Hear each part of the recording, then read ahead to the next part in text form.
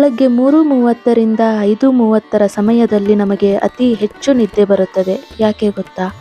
ಪ್ರಕೃತಿಯಲ್ಲಿ ಆಗ ತಾನೇ ಸತ್ವಗುಣ ಅಂದರೆ ಪವಿತ್ರ ಶಕ್ತಿ ಉದಯಿಸುತ್ತಿರುತ್ತದೆ. ಆದರೆ ನಮ್ಮ ದೇಹದಲ್ಲಿ ತಮೋಗುಣ ಅಂದರೆ ಆಲಸ್ಯ, ಕತ್ತಲೆ ಮನೆ ಮಾಡಿರುತ್ತದೆ. ಈ ಎರಡೂ ಶಕ್ತಿಗಳ ನಡುವೆ ಯುದ್ಧ ನಡೆದಾಗ ಸೋಮಾರಿ ಮನಸ್ಸು ನಿದ್ದೆಯ ಮೊರೆ ಹೋಗುತ್ತದೆ. ಯಾರು ಈ ನಿದ್ದೆಯನ್ನು ಗೆಲ್ಲುತ್ತಾರೋ ಅವರು ಜಗತ್ತನ್ನೇ ಗೆಲ್ಲಬಲ್ಲರು. ಒಂದು ವೇಳೆ ನಿಮಗೆ ಯಾವುದೇ ಅಲಾರಾಮ್ ಇಲ್ಲದೆ ಬೆಳಗಿನ ಜಾವ 3:30 ಅಥವಾ 4 ಗಂಟೆಗೆ ಎಚ್ಚರವಾಗುತ್ತಿದ್ದರೆ ಅದನ್ನು ನಿರ್ಲಕ್ಷಿಸಬೇಡಿ. ಅದು ಕೇವಲ ಕಾಕತಾಳೀಯವಲ್ಲ. ಬ್ರಹ್ಮಾಂಡ ಅಥವಾ ದೈವಿಕ ಶಕ್ತಿಯು ನಿಮ್ಮನ್ನು ಆರಿಸಿಕೊಂಡಿದೆ. Universe has chosen you. ನಿಮ್ಮ ಜೀವನದಲ್ಲಿ ಏನೋ ಒಂದು ದೊಡ್ಡ ಬದಲಾವಣೆ ಅಥವಾ ಯಶಸ್ಸು ಕಾದಿದೆ ಎಂಬುದು ಇದರ ಅರ್ಥ. ಬ್ರಹ್ಮ ಮುಹೂರ್ತದ ಸಮಯದಲ್ಲಿ ಇಡೀ ಸೃಷ್ಟಿ ಜಾಗೃತವಾಗಿರುತ್ತದೆ. ಡಿವೈನ್ ವೈಬ್ರೇಷನ್ ಅಂದರೆ ದೈವಿಕ ಲಹರಿಗಳು ಭೂಮಿಯ ಮೇಲೆ ಹರಿಯುತ್ತಿರುತ್ತದೆ. ನೀವು ಎಚ್ಚರವಾಗಿದ್ದಾಗ ಆ ಶಕ್ತಿಯನ್ನು ಸ್ವೀಕರಿಸಬಹುದು. ಮಲಗಿದ್ದರೆ ಆ ಸುವರ್ಣ ಅವಕಾಶವನ್ನು ಕಳೆದುಕೊಳ್ತೀರಾ. ಎಲ್ಲರಿಗೂ ನಮಸ್ಕಾರ. ದೇಗುಲದಾರಿ ಚಾನೆಲ್ಗೆ ನಿಮ್ಮೆಲ್ಲರಿಗೂ ಆತ್ಮೀಯವಾದ ಸ್ವಾಗತ. ಇಂದಿನ ನಮ್ಮ ಸಂಚಿಕೆಯಲ್ಲಿ ನಾವು ಒಂದು ವಿಶೇಷ ವಿಷಯದ ಬಗ್ಗೆ ಮಾತನಾಡುತ್ತಿದ್ದೇವೆ. ಅದುವೇ ಬ್ರಹ್ಮ ಮುಹೂರ್ತ. ನಮ್ಮ ಹಿರಿಯರು, ಋಷಿ ಮುನಿಗಳು ಯಾವಾಗಲೂ ಬೆಳಗಿನ ಜಾವ ಎದ್ದೇಳುವ ಮಹತ್ವವನ್ನು ಸಾರಿದ್ದಾರೆ. ಆದರೆ ಆ ಬ್ರಹ್ಮ ಮುಹೂರ್ತ ಎಂದರೇನು? ಆ ಸಮಯದಲ್ಲಿ ಎದ್ದೇಳುವುದರಿಂದ ನಮಗೆ ಮತ್ತು ಪ್ರಕೃತಿಯ ಮೇಲೆ ಆಗುವ ಪರಿಣಾಮಗಳೇನು? ಬನ್ನಿ ಇಂದಿನ ವಿಡಿಯೋದಲ್ಲಿ ಇದರ ಬಗ್ಗೆ ವಿವರವಾಗಿ ತಿಳಿದುಕೊಳ್ಳೋಣ. ಮೊದಲು ಬ್ರಹ್ಮ ಮುಹೂರ್ತ ಎಂದರೇನು ಎಂದು ತಿಳಿದುಕೊಳ್ಳೋಣ. ಬ್ರಹ್ಮ ಮುಹೂರ್ತವು ಸೂರ್ಯೋದಯಕ್ಕೂ ಸುಮಾರು 1 ಗಂಟೆ 36 ನಿಮಿಷಗಳ ಮೊದಲು ಪ್ರಾರಂಭವಾಗಿ ಸೂರ್ಯೋದಯಕ್ಕೆ 48 ನಿಮಿಷಗಳ ಮೊದಲು ಮುಕ್ತಾಯವಾಗುತ್ತದೆ. ಅಂದರೆ ಸೂರ್ಯೋದಯವು ಬೆಳಗ್ಗೆ 6 ಗಂಟೆಗೆ ಆದರೆ ಬ್ರಹ್ಮ ಮುಹೂರ್ತವು ಸುಮಾರು 4:24ರಿಂದ 5:12 ಇರುತ್ತದೆ. ಈ ಸಮಯವನ್ನು ದೇವರುಗಳ ಸಮಯ ಎಂದು ಕರೆಯಲಾಗುತ್ತದೆ. ಹಿಂದೂ ಧರ್ಮ ಗ್ರಂಥಗಳಲ್ಲಿ ಬ್ರಹ್ಮದೇವನು ಈ ಸಮಯದಲ್ಲಿ ಸೃಷ್ಟಿ ಕಾರ್ಯವನ್ನು ಪ್ರಾರಂಭಿಸಿದನು ಎಂದು ಹೇಳಲಾಗುತ್ತದೆ. ಆದ್ದರಿಂದ ಇದಕ್ಕೆ ಬ್ರಹ್ಮ ಮುಹೂರ್ತ ಎಂಬ ಹೆಸರು ಬಂದಿದೆ. ಬ್ರಹ್ಮ ಮುಹೂರ್ತದ ಸಮಯದಲ್ಲಿ ಪ್ರಕೃತಿಯಲ್ಲಿ ಏನು ಬದಲಾವಣೆಗಳು ಆಗುತ್ತವೆ ಎಂಬುದನ್ನು ತಿಳಿದುಕೊಳ್ಳೋಣ. ಈ ಸಮಯವು ಇಡೀ ಪರಿಸರದಲ್ಲಿ ಒಂದು ರೀತಿಯ ಅದ್ಭುತ ಪರಿವರ್ತನೆಯನ್ನು ತರುತ್ತದೆ.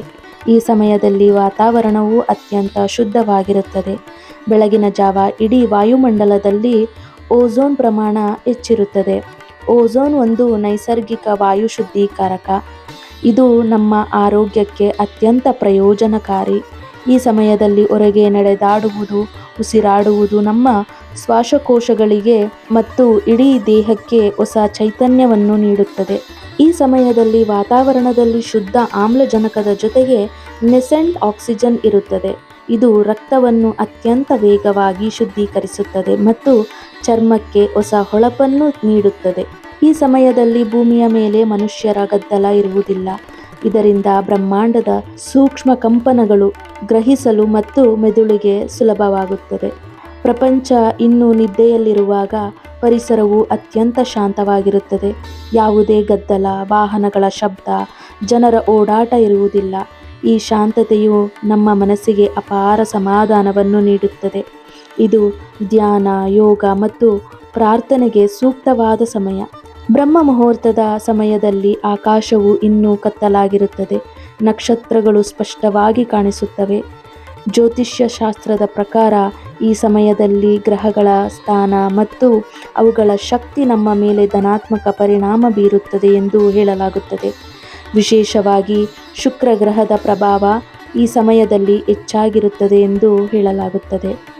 ಈ ಸಮಯದಲ್ಲಿ ನೀವು ಪಕ್ಷಿಗಳ ಚಿಲಿಪಿಲಿಯನ್ನು ಕೇಳಬಹುದು. ಪಕ್ಷಿಗಳು ತಮ್ಮ ದಿನವನ್ನು ಪ್ರಾರಂಭಿಸುತ್ತವೆ. ಅವುಗಳ ಕಲರವವು ನಮಗೆ ಒಂದು ರೀತಿಯ ಆಶಾವಾದ ಮತ್ತು ಸಂತೋಷವನ್ನು ನೀಡುತ್ತದೆ. ಇದು ಪ್ರಕೃತಿಯ ಜಾಗೃತಿಗೆ ಸಂಕೇತ. ಅನೇಕರು ಬ್ರಹ್ಮ ಮುಹೂರ್ತದಲ್ಲಿ ಏಳಬೇಕು ಎಂದು ಅಂದುಕೊಂಡರೂ ಅದೇ ಸಮಯದಲ್ಲಿ ಅತಿ ಹೆಚ್ಚು ನಿದ್ದೆ ಆವರಿಸುವುದು ಸಾಮಾನ್ಯ. ಇದಕ್ಕೆ ವೈಜ್ಞಾನಿಕ ಮತ್ತು ಆಧ್ಯಾತ್ಮಿಕ 2 ಕಾರಣಗಳಿವೆ. ನಮ್ಮ ದೇಹದಲ್ಲಿ ಮೆಲಾಟೋನಿನ್ ಎಂಬ ಹಾರ್ಮೋನ್ ಇರುತ್ತದೆ. ಇದು ನಮಗೆ ನಿದ್ದೆ ಬರಲು ಕಾರಣ. ಬೆಳಗಿನ ಜಾವ 2ರಿಂದ 4 ಸಮಯದಲ್ಲಿ ಈ ಹಾರ್ಮೋನ್ ಮಟ್ಟವು ಅತ್ಯಂತ ಹೆಚ್ಚಾಗಿರುತ್ತದೆ. ಈ ಸಮಯದಲ್ಲಿ ವಾತಾವರಣವು ತಂಪಾಗಿರುವುದರಿಂದ ಮತ್ತು ದೇಹದ ಉಷ್ಣತೆ ಕಡಿಮೆಯಾಗುವುದರಿಂದ ನಮಗೆ ಗಾಢವಾದ ನಿದ್ದೆ ಬರುತ್ತದೆ. ಇದನ್ನು ಮೀರಿ ಹೇಳುವುದು ಒಂದು ಸವಾಲೇ ಸರಿ. ವೈಜ್ಞಾನಿಕ ಕಾರಣವನ್ನು ತಿಳ್ಕೊಂಡ್ರಿ. ಈಗ ಆಧ್ಯಾತ್ಮಿಕ ಕಾರಣ ಏನು ಅಂದರೆ, ಹಿಂದೂ ಶಾಸ್ತ್ರಗಳ ಪ್ರಕಾರ ಪ್ರಕೃತಿಯಲ್ಲಿ 3 ಗುಣಗಳಿವೆ: ಸತ್ವ, ರಜಸ್ಸು ಮತ್ತು ತಮಸ್ಸು. ನಿದ್ದೆಯು ತಮೋಗುಣಕ್ಕೆ ಅಂದರೆ ಆಲಸ್ಯ, ಅಂಧಕಾರ ಸಂಬಂಧಿಸಿದ್ದು. ಬ್ರಹ್ಮ ಮುಹೂರ್ತವು ಸತ್ವಗುಣದ ಕಾಲ. ನಮ್ಮಲ್ಲಿ ತಮೋಗುಣ ಹೆಚ್ಚಾದಾಗ ಸತ್ವಗುಣದ ಕಡೆಗೆ ಹೋಗಲು ಮನಸ್ಸು ನಿರಾಕರಿಸುತ್ತದೆ. ಹಾಗಾಗಿಯೇ ಈ ಸಮಯದಲ್ಲಿ ಎಚ್ಚರವಾದರೂ ಮತ್ತೆ ಮಲಗಬೇಕು ಅನ್ನಿಸೋದು. ಆದರೆ ಇಲ್ಲಿ ನೀವು ಮುಖ್ಯವಾಗಿ ಗಮನಿಸಬೇಕು, ನಿಮ್ಮ ಇನ್ನರ್ ಎನರ್ಜಿ ಅಂದರೆ ಆಂತರಿಕ ಶಕ್ತಿ ಅಥವಾ ಕುಂಡಲಿನಿ ಶಕ್ತಿಯು ಜಾಗೃತಗೊಳ್ಳಲು ಪ್ರಯತ್ನಿಸುತ್ತಿರುವಾಗ ನಿಮ್ಮ ದೇಹವು ಬ್ರಹ್ಮ ಮುಹೂರ್ತದ ವಿಶ್ವಶಕ್ತಿಗೆ ಸ್ಪಂದಿಸುತ್ತದೆ. ನೀವು ಆಧ್ಯಾತ್ಮಿಕವಾಗಿ ಬೆಳೆಯಬೇಕು ಅಥವಾ ಜೀವನದಲ್ಲಿ ದೊಡ್ಡ ಸಾಧನೆ ಮಾಡಬೇಕು ಎಂದಾದಾಗ ಪ್ರಕೃತಿಯೇ ನಿಮ್ಮನ್ನು ಎಬ್ಬಿಸುತ್ತದೆ. ಅಕಸ್ಮಾತ್ ಪ್ರತಿದಿನ ಸರಿಯಾಗಿ ಬ್ರಹ್ಮ ಮುಹೂರ್ತದಲ್ಲಿ ನಿಮಗೆ ಎಚ್ಚರವಾಗುತ್ತಿದ್ದರೆ ಅದು ಬ್ರಹ್ಮಾಂಡವು ನಿಮಗೆ ನೀಡುತ್ತಿರುವ ಸಂಕೇತ ಎಂದು ತಿಳಿಯಬೇಕು. ನಿಮ್ಮಲ್ಲಿ ದೈವತ್ವ ಅಥವಾ ಸತ್ವಗುಣ ಹೆಚ್ಚಾದಾಗ ನಿದ್ದೆಯ ಮೇಲಿನ ವ್ಯಾಮೋಹ ಕಡಿಮೆಯಾಗಿ ಜಾಗೃತಿಯ ಮೇಲಿನ ಪ್ರೀತಿ ಹೆಚ್ಚಾಗುತ್ತದೆ. ಬ್ರಹ್ಮ ಮುಹೂರ್ತದಲ್ಲಿ ಎದ್ದೇಳುವುದರಿಂದ ನಮಗೆ ಏನೆಲ್ಲ ಪ್ರಯೋಜನಗಳಿವೆ ಎಂದು ತಿಳ್ಕೊಳ್ಳೋಣ. ಇದು ಕೇವಲ ಒಂದು ಧಾರ್ಮಿಕ ಆಚರಣೆಯಲ್ಲ, ಇದು ನಮ್ಮ ದೈಹಿಕ, ಮಾನಸಿಕ ಮತ್ತು ಆಧ್ಯಾತ್ಮಿಕ ಆರೋಗ್ಯಕ್ಕೆ ಒಂದು ವರ. ಈ ಸಮಯದಲ್ಲಿ ನಮ್ಮ ಮೆದುಳು ಅತ್ಯಂತ ಚುರುಕಾಗಿರುತ್ತದೆ. ರಾತ್ರಿಯ ನಿದ್ರೆಯ ನಂತರ ಮನಸ್ಸು ತಾಜಾವಾಗಿರುತ್ತದೆ, ಯಾವುದೇ ಒತ್ತಡವಿಲ್ಲದೆ ಇರುತ್ತದೆ. ಇದರಿಂದ ನಾವು ಮಾಡುವ ಯಾವುದೇ ಕಾರ್ಯದಲ್ಲಿ, ಓದುವುದರಲ್ಲಿ ಅಥವಾ ಯಾವುದೇ ಹೊಸ ವಿಷಯ ಕಲಿಯುವಲ್ಲಿ ಹೆಚ್ಚು ಏಕಾಗ್ರತೆಯನ್ನು ಸಾಧಿಸಬಹುದು. ವಿದ್ಯಾರ್ಥಿಗಳಿಗೆ ಇದು ಅತ್ಯಂತ ಉತ್ತಮ ಸಮಯ. ಆಯುರ್ವೇದದ ಪ್ರಕಾರ ಬ್ರಹ್ಮ ಮುಹೂರ್ತದಲ್ಲಿ ಎದ್ದೇಳುವುದು ನಮ್ಮ ವಾತ, ಪಿತ್ತ ಮತ್ತು ಕಫದೋಷವನ್ನು ಸಮತೋಲನದಲ್ಲಿಡಲು ಸಹಾಯ ಮಾಡುತ್ತದೆ. ಈ ಸಮಯದಲ್ಲಿ ಪ್ರಾಣಶಕ್ತಿಯು ಹೆಚ್ಚಾಗಿರುತ್ತದೆ. ಶುದ್ಧ ಗಾಳಿಯನ್ನು ಸೇವಿಸುವುದರಿಂದ ಶ್ವಾಸಕೋಶದ ಕಾಯಿಲೆಗಳು ಕಡಿಮೆಯಾಗುತ್ತವೆ, ರೋಗ ನಿರೋಧಕ ಶಕ್ತಿ ಹೆಚ್ಚುತ್ತದೆ. ಪ್ರಶಾಂತ ವಾತಾವರಣದಲ್ಲಿ ಮನಸ್ಸಿನೊಳಗೆ ಹೊಸ ಆಲೋಚನೆಗಳು ಹುಟ್ಟಿಕೊಳ್ಳುತ್ತವೆ. ಬರಹಗಾರರು, ಕಲಾವಿದರು, ವಿಜ್ಞಾನಿಗಳು ತಮ್ಮ ಅತ್ಯುತ್ತಮ ಕಾರ್ಯಗಳನ್ನು ಈ ಸಮಯದಲ್ಲಿ ಮಾಡಿರುವುದನ್ನು ನಾವು ಕೇಳಿದ್ದೇವೆ. ಅಲ್ಲದೆ ದಿನದ ಕೆಲಸಗಳನ್ನು ಮುಂಚಿತವಾಗಿ ಪ್ರಾರಂಭಿಸುವುದರಿಂದ ಹೆಚ್ಚಿನ ಕೆಲಸಗಳನ್ನು ಪೂರ್ಣಗೊಳಿಸಬಹುದು. ಇದರಿಂದ ಉತ್ಪಾದಕತೆ ಹೆಚ್ಚುತ್ತದೆ. ಧ್ಯಾನ, ಪ್ರಾರ್ಥನೆ, ಯೋಗಾಭ್ಯಾಸಗಳಿಗೆ ಇದು ಅತ್ಯಂತ ಸೂಕ್ತ ಸಮಯ. ಮನಸ್ಸು ಪ್ರಶಾಂತವಾಗಿರುವುದರಿಂದ ನಾವು ಸುಲಭವಾಗಿ ದೇವರೊಂದಿಗೆ ಸಂಪರ್ಕ ಸಾಧಿಸಬಹುದು. ಆಧ್ಯಾತ್ಮಿಕ ಅಭ್ಯಾಸಗಳು ಹೆಚ್ಚು ಪರಿಣಾಮಕಾರಿಯಾಗಿ ಕೆಲಸ ಮಾಡುತ್ತವೆ ಎಂದು ಹೇಳಲಾಗುತ್ತದೆ. ದಿನವನ್ನು ಸಕಾರಾತ್ಮಕವಾಗಿ ಪ್ರಾರಂಭಿಸುವುದು ಇಡೀ ದಿನ ನಮ್ಮ ಮನೋಭಾವವನ್ನು ಉತ್ತಮವಾಗಿಡುತ್ತದೆ. ಬ್ರಹ್ಮ ಮುಹೂರ್ತದಲ್ಲಿ ಎದ್ದು ಧ್ಯಾನ ಮಾಡಿ ಸೂರ್ಯೋದಯವನ್ನು ನೋಡುವುದರಿಂದ ಮನಸ್ಸಿನಲ್ಲಿ ಒಂದು ರೀತಿಯ ಸಕಾರಾತ್ಮಕ ಭಾವನೆ ಮೂಡುತ್ತದೆ.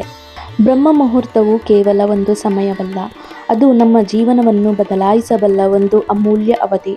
ಪ್ರಕೃತಿಯು ಎಚ್ಚರಗೊಳ್ಳುವ ಈ ಶುಭ ಸಮಯದಲ್ಲಿ ನಾವು ಸಹ ಎದ್ದು ಅದರೊಂದಿಗೆ ಬೆರೆತು ನಮ್ಮ ಜೀವನವನ್ನು ಹೆಚ್ಚು ಅರ್ಥಪೂರ್ಣಗೊಳಿಸಿಕೊಳ್ಳಬೇಕು. ನಾವು ಪ್ರಕೃತಿಯೊಂದಿಗೆ ಎಷ್ಟು ಹತ್ತಿರವಿರುತ್ತೇವೆಯೋ ಅಷ್ಟು ಆರೋಗ್ಯವಾಗಿ ಮತ್ತು ಸಂತೋಷವಾಗಿರುತ್ತೇವೆ. ಬ್ರಹ್ಮ ಮುಹೂರ್ತವು ನಮಗೆ ಈ ಅವಕಾಶವನ್ನು ನೀಡಿದೆ. ಬ್ರಹ್ಮ ಮುಹೂರ್ತದಲ್ಲಿ ಮಾಡಬೇಕಾದ ಕೆಲಸಗಳೆಷ್ಟಿದವೋ ಮಾಡಬಾರದು ಎಂಬ ವಿಷಯವೂ ಸಹ ಅಷ್ಟೇ ಮುಖ್ಯ. ಈ ಪವಿತ್ರ ಸಮಯದಲ್ಲಿ ಕೆಲವು ಕಾರ್ಯಗಳನ್ನು ಮಾಡುವುದರಿಂದ ಆ ಸಮಯದ ಪೂರ್ಣ ಲಾಭ ನಮಗೆ ಸಿಗುವುದಿಲ್ಲ. ಮೊದಲನೇದು, ಬ್ರಹ್ಮ ಮುಹೂರ್ತ ಶುರುವಾದ ಮೇಲೆ ಮಲಗಬಾರದು. ಶಾಸ್ತ್ರಗಳ ಪ್ರಕಾರ ಈ ಸಮಯದಲ್ಲಿ ಮಲಗಿದ್ದರೆ ಶರೀರದ ಸಕಾರಾತ್ಮಕ ಶಕ್ತಿ ಕ್ಷೀಣಿಸುತ್ತದೆ. ಇದು ಸೋಮಾರಿತನಕ್ಕೆ ದಾರಿ ಮಾಡಿಕೊಡುತ್ತದೆ. ಎರಡನೇದು, ಈ ಸಮಯದಲ್ಲಿ ಯಾರನ್ನು ಶಾಪಿಸುವುದು, ಕೆಟ್ಟದಾಗಿ ಮಾತನಾಡುವುದು ಅಥವಾ ಹಳೆಯ ಜಗಳವನ್ನು ನೆನಪಿಸಿಕೊಳ್ಳುವುದು ಮಾಡಬಾರದು. ಮನಸ್ಸು ಕಲುಷಿತಗೊಂಡರೆ ಆ ಇಡೀ ದಿನದ ನೆಮ್ಮದಿ ಹಾಳಾಗುತ್ತದೆ. ಮೂರನೇದು, ಬ್ರಹ್ಮ ಮುಹೂರ್ತದಲ್ಲಿ ಆಹಾರ ಸೇವನೆ, ತಿಂಡಿ ತಿನ್ನಬಾರದು. ಈ ಸಮಯದಲ್ಲಿ ಜೀರ್ಣಕ್ರಿಯೆಗಿಂತ ಹೆಚ್ಚಾಗಿ ಶರೀರದ ಶುದ್ಧೀಕರಣಕ್ಕೆ ಆದ್ಯತೆ ನೀಡಬೇಕು. ನಾಲ್ಕನೇದು, ಧರ್ಮಗ್ರಂಥಗಳ ಪ್ರಕಾರ ಈ ಸಮಯವು ದೈವಿಕ ಚಿಂತನೆಗೆ ಮೀಸಲಿಟ್ಟಿದ್ದು, ಈ ಸಮಯದಲ್ಲಿ ಕಾಮಪ್ರಚೋದಕ ಆಲೋಚನೆ ಅಥವಾ ಕಾರ್ಯಗಳಲ್ಲಿ ತೊಡಗುವುದು ಆಧ್ಯಾತ್ಮಿಕ ಶಕ್ತಿಯನ್ನು ಕಡಿಮೆ ಮಾಡುತ್ತದೆ ಎಂದು ಹೇಳಲಾಗುತ್ತದೆ. ಐದನೇದು, ಎದ್ದ ಕೂಡಲೇ ಫೋನ್ ನೋಡುವುದು, ಸೋಷಿಯಲ್ ಮೀಡಿಯಾ ಸ್ಕ್ರಾಲ್ ಮಾಡುವುದು ಅಥವಾ ಸುದ್ದಿ ನೋಡುವುದು ಖಂಡಿತ ಮಾಡಬೇಡಿ.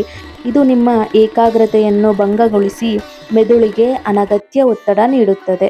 ಜೀವನದಲ್ಲಿ ಎದುರಾಗುವ ಭಯ ಮತ್ತು ಅಡೆತಡೆಗಳನ್ನು ಮೆಟ್ಟು ನಿಂತು ಯಶಸ್ವಿಯಾಗಲು ಈ ಒಂದು ಮಂತ್ರವನ್ನು ಬ್ರಹ್ಮ ಮುಹೂರ್ತದಲ್ಲಿ ಪಠಿಸಿ. ಓಂ ತ್ರ್ಯಂಬಕಂ ಯಜಾಮಹೇ ಸುಗಂಧಿಂ ಪುಷ್ಟಿವರ್ಧನಂ ಊರ್ವಾರುಕಮಿವ ಬಂಧನಾತ್ ಮೃತ್ಯೋರ್ಮೋಕ್ಷಿಯಮಾಮೃತಾತ್. ಈ ಒಂದು ಮಂತ್ರವನ್ನು ಬ್ರಹ್ಮ ಮುಹೂರ್ತದಲ್ಲಿ ಪಠಿಸುವುದು ಅತ್ಯಂತ ಫಲಪ್ರದ. ಸ್ನಾನದ ನಂತರ ಶುಚಿಯಾದ ಬಟ್ಟೆ ಧರಿಸಿ ಪೂರ್ವ ಅಥವಾ ಉತ್ತರ ದಿಕ್ಕಿಗೆ ಮುಖ ಮಾಡಿ ಕುಳಿತುಕೊಳ್ಳಿ. ಕನಿಷ್ಠ 21 ಅಥವಾ 108 ಬಾರಿ ಪಠಿಸುವುದು ಒಳ್ಳೆಯದು. ಮಂತ್ರ ಶಬ್ದಗಳ ಕಂಪನಗಳ ಮೇಲೆ ಗಮನವಿರಲಿ. ಕೇವಲ ಬಾಯಿಪಾಠ ಮಾಡೋದಕ್ಕಿಂತ ಭಕ್ತಿಯಿಂದ ಪಠಿಸುವುದು ಮುಖ್ಯ. ಸ್ನೇಹಿತರೆ, ಬ್ರಹ್ಮ ಮುಹೂರ್ತ ಎಂದರೆ ಕೇವಲ ಸೂರ್ಯೋದಯಕ್ಕೆ ಮುಂಚಿನ ಸಮಯವಲ್ಲ, ಅದು ಸೃಷ್ಟಿಯ ಮೌನ ಸಂಭಾಷಣೆ. ಆ ಸಮಯದಲ್ಲಿ ನೀವು ಎದ್ದು ಕುಳಿತರೆ ಇಡೀ ಪ್ರಕೃತಿಯ ಶಕ್ತಿ ನಿಮ್ಮ ಬೆನ್ನ ಹಿಂದೆ ನಿಲ್ಲುತ್ತದೆ. ನೀವು ಕೇಳಿದ್ದನ್ನು ನೀಡಲು ದೇವತೆಗಳು ಸಿದ್ಧರಿರುವ ಸಮಯವಿದು. ನಿದ್ದೆ ಎಂಬ ಸೋಮಾರಿತನವನ್ನು ಕೆಡವಿ ಎದ್ದೇಳಿ. ಯಶಸ್ಸು ನಿಮ್ಮ ಪಾದದ ಹತ್ತಿರ ಬರುತ್ತದೆ. ಇಂದಿನಿಂದ ಕೇವಲ 21 ದಿನಗಳ ಕಾಲ ಬ್ರಹ್ಮ ಮುಹೂರ್ತದಲ್ಲಿ ಎದ್ದು ನೋಡಿ. ನಿಮ್ಮ ಆಲೋಚನೆ, ಆರೋಗ್ಯ ಮತ್ತು ಆರ್ಥಿಕ ಪರಿಸ್ಥಿತಿಯಲ್ಲಿ ಅದ್ಭುತ ಬದಲಾವಣೆಯಾಗದಿದ್ದರೆ ಕೇಳಿ. ಹಾಗಿದ್ದರೆ ಯಾರು ಈ ಚಾಲೆಂಜ್ ಸ್ವೀಕರಿಸಲು ಸಿದ್ಧರಿದ್ದೀರಿ? ಕಮೆಂಟ್ ಬಾಕ್ಸಿನಲ್ಲಿ ತಿಳಿಸಿ. ಈ ಮಾಹಿತಿ ನಿಮಗೆ ಇಷ್ಟವಾಯಿತು ಎಂದು ಭಾವಿಸುತ್ತೇನೆ. ಬ್ರಹ್ಮ ಮುಹೂರ್ತವನ್ನು ಅಭ್ಯಾಸ ಮಾಡಲು ಪ್ರಯತ್ನಿಸಿ. ಖಂಡಿತ ನಿಮ್ಮ ಜೀವನದಲ್ಲಿ ಸಕಾರಾತ್ಮಕ ಬದಲಾವಣೆಯನ್ನು ಕಾಣುವಿರಿ. ಇಂತಹ ಮತ್ತಷ್ಟು ಉಪಯುಕ್ತ ಮಾಹಿತಿಗಾಗಿ ದೇಗುಲದಾರಿ ಚಾನಲನ್ನು ಸಬ್ಸ್ಕ್ರೈಬ್ ಮಾಡಲು ಮರೆಯಬೇಡಿ.